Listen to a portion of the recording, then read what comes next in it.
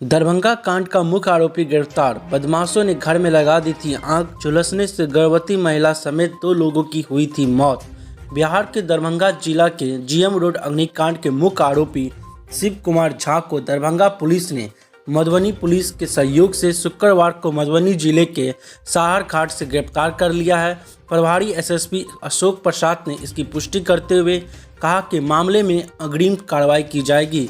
बता दें कि इस कांड में इससे पहले पुलिस 8 आरोपी को गिरफ्तार कर चुकी है। शुक्रवार को 90 आरोपी को भी दरभंगा से गिरफ्तार कर लिया गया। वह लहरियासराय थाना क्षेत्र के मदारपुर का रहने वाला तिरुपति है।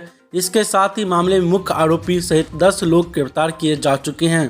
प्रभारी एसएसपी ने कहा कि अन्य आरोपी की गिरफ्तारी के लिए संभावित ठिकानों पर छापेमारी की जा रही है।